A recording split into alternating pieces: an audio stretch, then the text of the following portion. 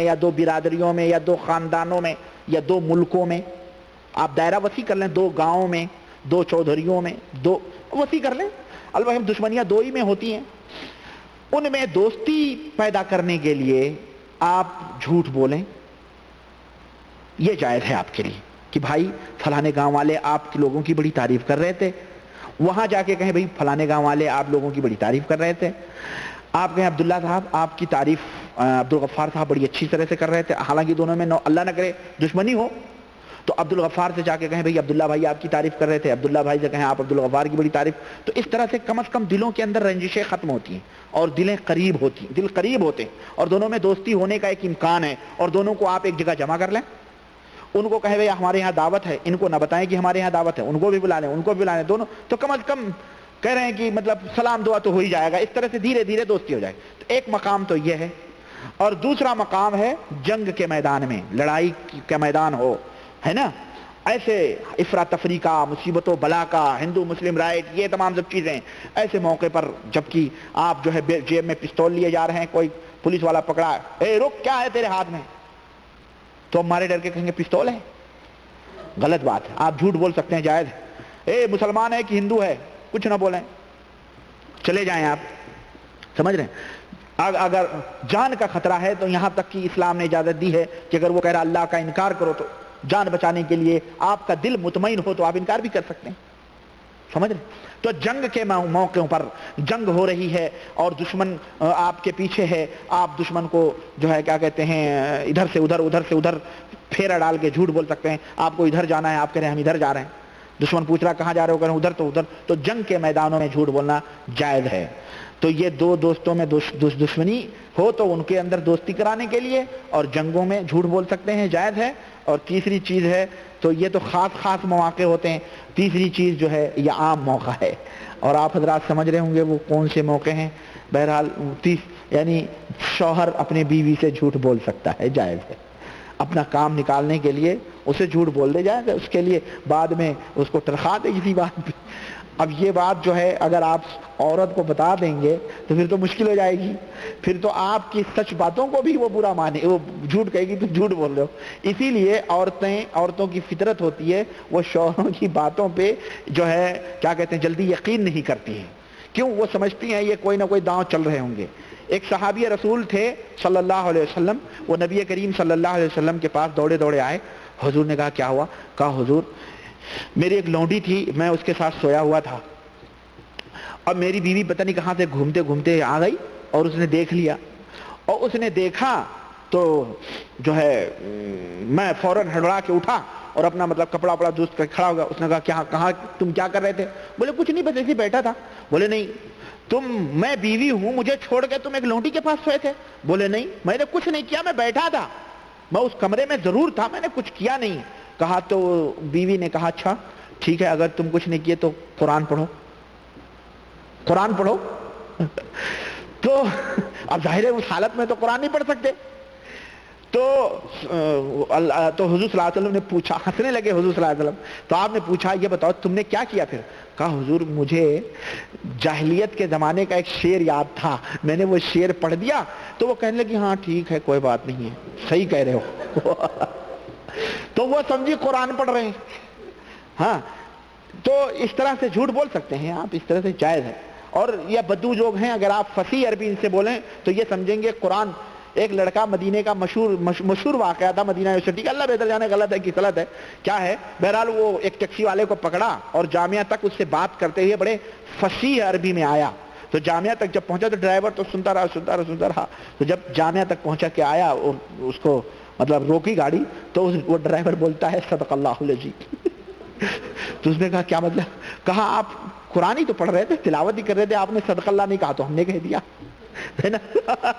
تو ایسے بھی عرب ہیں یہ بدو، اگر آپ فصیح عربی بولیں تو ان کی سمجھ میں جلدی نہیں ہے، بڑے کان لگا کے گترے اترے اٹھا کے سنتے ہیں بڑے غور سے، ہم لوگ تجربہ کرتے ہیں ان کا۔ لیکن اگر آپ فی مافی وین رو وین ترو جیب کل یہ سب کریں گے تو سمجھ جاتے ہیں۔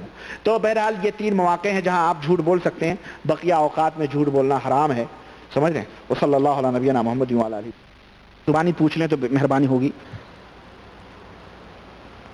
ہاں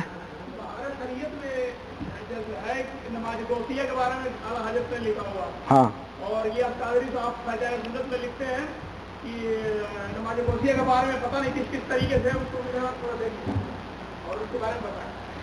نماز غوثیہ کے بارے میں نے نشان رکھا تھا اور لایا ہوں میں آپ کو بتاؤں. یہ دیکھیں اللہ نے وہی یہ فتاوی افریقیہ ہے. شمس الدین صاحب ذرا توجہ کے ساتھ. ہاں یہ فتاوی افریقیہ ہے جناب علی احمد رضا خان صاحب کا, اور یہ 134 صفحہ, اور فاروقیہ بک ڈپو جامع مسجد دلی, ناشر مٹیا محل جامع مسجد دلی. اس کے اندر جو ہے لکھا ہوا ہے کہ حضور پرنور سیدنا غوث اعظم رضی اللہ تعالیٰ عنہ ارشاد فرماتے ہیں من استغاث بی فی قربت کشفت عنہ ومن ناد باسمی فی شدت فرجت عنہ ومن توسل بی الی اللہ عز وجل فی حاجته قضیته له ومن صلی رکعتین یقرأ فی کل رکعت بعد الفاتحہ سورة الاخلاص 11 مرة ثم يصلي على رسول الله صلى الله عليه وسلم بعد السلام ويسلم عليه ثم يخطو إلى جهة العراق 11 خطوة يذكر فيها اسمي ويذكر حاجته فإنها تقضى. یہ شیخ عبد القادر جیلانی کے تعلق سے یہ عبارت عربی کی احمد رضا خان صاحب نے نوٹ کی ہے. ترجمہ سنیں. یعنی جو کسی تکلیف میں مجھ سے فریاد کرے وہ تکلیف دفع ہو, جو کسی سختی میں میرا نام لے کر پکارے وہ سختی دور ہو, جو کسی ضرورت میں اللہ تعالیٰ کی طرف سے مجھ سے وسیلہ پکڑے وہ حاجت بر آئے, اور جو 2 رکعت نماز ادا کرے ہر رکعت میں بعد فاتحہ کے سورہ اخلاص 11 بار پڑھے, پھر سلام پھیر کر نبی صلی اللہ علیہ وسلم پر درود سلام بھیجے, پھر عراق شریف کی طرف, عراق شریف صدام شریف ہو گیا ہے نا, صدام کیا ہو گیا, یہ عراق شریف کی طرف 11 قدم چلے, ان میں میرا نام لیتا جائے اور اپنی ضرورت یاد کرے, اس کی وہ حاجت پوری ہو جائے گی. استغفر اللہ. اسی کو صلاۃ غوثیہ کے نام سے یاد کیا جاتا ہے. یہی نا, یہی اللہ. یہ دیکھیں جس طرح تیجانی نے صلاۃ فاتح کہا ہمیں نبی نے دیا ہے نا, اسی طرح سے شیخ عبد القادر جیلانی نے یہ دعویٰ کیا ہے, اس کی کتاب میں لکھا ہوا ہے. اگر شیخ عبد القادر جیلانی ویسے تو دعویٰ نہیں کر سکتے, وہ بہت ہی عظیم امام تھے, محدث تھے رحمت اللہ تعالی علیہ, اللہ ان کی قبر کو نور سے منور فرمائے, ایک بہت بڑے عالم تھے, لیکن اس مجدد دین بدعت اور اس خبیث نے ان کی طرف یہ عبارت منقول کر کے کہی ہے, نقل کی ہے, اور کہا ہے یہ شیخ عبد القادر نے فرمایا ہے. یہ سراسر شیخ عبد القادر کے اوپر بہتان ہے. شیخ عبد القادر متبع سنت تھے اور ان لوگوں کو جہنمی قرار دیتے ہیں.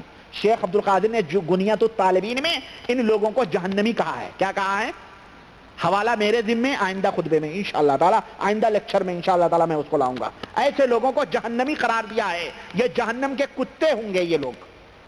میرا حوالہ میرے ذمے, اور نبی, اور اسی کتاب کے حوالے سے حوالہ میرے ذمے احمد رضا نے لکھا ہے کہ جو بدعت کرے وہ جہنم کا کتا ہوگا. یہ تو سب سے بڑے بدعتیوں کے امام ہیں, یہ تو امام. اور پھر یہ اپنے آپ کو دنیا میں کتا کہہ رہے ہیں نا, اپنے آپ کو دنیا میں کتا کہہ رہے ہیں نا, کہہ رہے ہیں نا کہ تجھ سے کتے 1000 پھرتے ہیں, کوئی کیوں پوچھے تیری بات رضا, تجھ سے کتے 1000 پھرتے ہیں, تو کتا مدینے میں پھر رہا, تیرے جیسے کتے بہت پھرتے ہیں نعوذ باللہ. اس کی تشریح میں کر چکا ہوں. تو یہ ہے صلاۃ غوثیہ. اللہ کے رسول صلی اللہ علیہ وسلم نے دعوت تبلیغ الگ الگ جگہوں پر جا کر دی ہے یا نہیں؟ بے شک اللہ کے رسول صلی اللہ علیہ وسلم نے الگ الگ جگہوں پر, کبھی قافلوں میں, کبھی خیموں میں, آپ صلی اللہ علیہ وسلم حج کے موسم میں حاجیوں کے خیموں میں جاتے تھے اور انہیں توحید کی دعوت دیتے تھے, اللہ کی طرف انہیں بلاتے تھے اور توحید کی طرف انہیں بلاتے تھے. بے شک دیتے تھے. دعوت تبلیغ جو آج چلوں کے ذریعے ہو رہی ہے, کیا یہ آج سنت کو ادا کر رہے ہیں؟ یہ جو چلوں کے ذریعے دعوت و تبلیغ ہو رہی ہے, یہ ایک خاص اور مخصوص طبقہ اور ایک مخصوص فکر کی دعوت و تبلیغ ہو رہی ہے. یہ کتاب و سنت کی تبلیغ نہیں ہو رہی ہے, بلکہ ان کے 5-6 وصول ہیں کلمے کی آڑ میں. یہ بیچارے خود ہی بیچارے, ان کو نہیں سمجھ ہے کہ تبلیغی نصاب جو جن کے بنیاد جو قائم ہے, اس تبلیغی نصاب کے اندر کیا گند رکھی ہوئی ہے, ان غریبوں کو خود نہیں معلوم ہے. اگر معلوم ہو جائے تو یہ لات مار دیں ان کتابوں کو, کہہ دیں ہم کو نہیں ضرورت ہے ایسے ایمان کی اور نہ ایسے عقیدے کی. اور میں انشاءاللہ میں کیا بتاؤں, کن کن کے اوپر پوسٹ مارٹم کروں؟ احمد رضا خان کو سمجھوں کہ الیاس صاحب قادری کو سمجھوں, کہ الیاس صاحب میواتی کو سمجھوں, کہ زکریہ صاحب دہلوی کو سمجھوں, کس کو سمجھوں؟ ہاں, ایک حمام میں نے ایک دن کہا تھا سارے ننگے نظر آتے ہیں. عقیدہ جو بریلویوں کا وہی ان بیچاروں کا بھی کتابوں میں موجود ہے. ان کی کتابوں میں موجود ہے۔ تو میرے عزیزوں، میرے دوستوں اور بھائیوں، کہنے کا مطلب یہ ہے کہ آپ ان کتابوں کو پڑھیں، خود دیکھیں۔ ہم کہاں کہاں تک آپ کو لا کر کے دکھائیں گے، آپ خود دیکھیں، آپ خود پہلے کتاب و سنت کے حقائق کو سمجھیں کہ اللہ نے جو اپنے نبی کو دین دیا تھا وہ دین کیا ہے اور اس کی بنیادیں کیا ہیں۔ اس کے سمجھنے کے بعد میں آپ ان ترازو کے اوپر تمام لوگوں کی باتوں کو تولیں، جو بات صحیح لگیں سراخوں پہ اور جو باتیں غلط لگیں چھوڑ دیں، خلاص یہی حق ہے۔ تو جو یہ سنت نہیں ادا ہو رہی ہے، بلکہ ان کے اخلاص کے اندر ہمیں کوئی شک نہیں، یہ مخلص ہیں، اپنے حسن نیت سے بیچارے کرتے ہیں، لیکن ان کا جو طریقہ ہے، ان کا جو جس چیز کی طرف یہ دعوت دیتے ہیں اور جو یہ طریقے اپنائے ہوئے ہیں، یہ سراسر باطل ہیں، سراسر گمراہیت ہیں، اور ان کا نتیجہ ابتدا سنت سے ضرور ہوتی ہے لیکن ان کی انتہا بدعت پہ جا کے ہوتی ہے۔ اور چنانچہ مولانا انعام الحسن جو مر گئے، جو سابق امیر تھے یہ تبلیغی جماعت کے، ان کی کیسٹ میرے پاس موجود ہے، اور انہوں نے جو بیعت لی ہے، اب بیعت کے اوپر ان کی بھی بات یاد آ گئی، انہوں نے جو بیعت لی ہے ان کی آواز میں انشاءاللہ، اللہ نے توفیق دی، کوئی بھائی ٹیلی فون کر دینا، میں وہ کیسٹ لے کے آؤں گا، میرے پاس جدے سے آئی ہے، ان کی آواز میں باقاعدے وہ بیعت لے رہے ہیں، اور بیعت لینے کے دوران وہ تلقین کر رہے ہیں کلمات کی، کچھ وظیفے کی، کچھ چیزوں کی، کرتے کرتے اخیر میں کہتے ہیں کہ میں بیعت لے رہا ہوں، تو لوگ کہتے ہیں میں بیعت لے رہا ہوں انعام الحسن کے واسطے سے، تو لوگ کہہ رہے ہیں انعام الحسن کے واسطے سے حضرتی سیدی شیخ الیاس صاحب کے ہاتھوں پر، ہاں ان کے ہاتھوں پہ میری بیعت ہو، ان کے واسطے سے الیاس صاحب کے ہاتھوں پہ بیعت ہو رہی ہے۔ یہ کیا ہے؟ یہ زندیقیت نہیں ہے، یہ گمراہیت نہیں ہے۔ تم زندہ ہو کر کے اپنے ہاتھوں پہ بیعت، ایک تو یہی بنیادی طور پہ غلط ہے، تم بیعت بھی لے رہے ہو تو تمہیں اپنے ہاتھوں پہ بیعت لینی چاہیے۔ تم الیاس صاحب جو مر گئے ہیں ان کے ہاتھوں پہ بیعت لے رہے ہو، کس عقیدے کی بنیاد پر؟ حضرت ابو بکر نے بھی بیعت لی تھی، تو کیا یہ کہا تھا کہ اے لوگوں ابو بکر کے واسطے سے حضرت محمد الرسول اللہ کے ہاتھوں پہ بیعت کرو، یا یہ کہا تھا کہ میرے ہاتھ پہ بیعت کرو؟ کیا کہا تھا؟ حضرت عمر رضی اللہ عنہ نے کہا تھا کہ میں آپ کے ہاتھوں پہ بیعت کر رہا ہوں۔ یہ ہے شرعی طریقہ، لیکن گمراہیت کا، ضلالت کا، بدعتیت کا، خرافیت کا طریقہ یہ ہے جو انعام الحسن صاحب کی کیسٹ کے اندر موجود ہے، اور میرے پاس انشاءاللہ آئندہ ہفتے اگر آپ نے یاد دلایا تو میں انشاءاللہ تعالی وہ شہادت پیش کرنے کے لیے حاضر۔ سمجھ میں آئی بات؟ تو یہ ضلالت اور گمراہیت ہے، ایک خاص طبقے کی طرف دعوت دی جاتی ہے، سب کو حنفی بنانے کی ایک سازش کی جا رہی ہے کہ دنیا میں سب کو کلمے کی آڑ میں سب کو لے کے مسجد میں گھسا کے اور سب کو کہو بس، وہ جاہل بیچارے تو ہوتے ہی، انہیں تو دین دنیا سے خبر ہی نہیں، ان کو بس وہی رٹایا جاتا ہے، نہ سنڈاس میں جاؤ تو ننگے سر مت جاؤ، کھانا کھاؤ تو ننگے سر کھانا مت کھاؤ، یہ ان کو سنت بتائی جا رہی ہے جس کا سنت میں کہیں وجود بھی نہیں ہے۔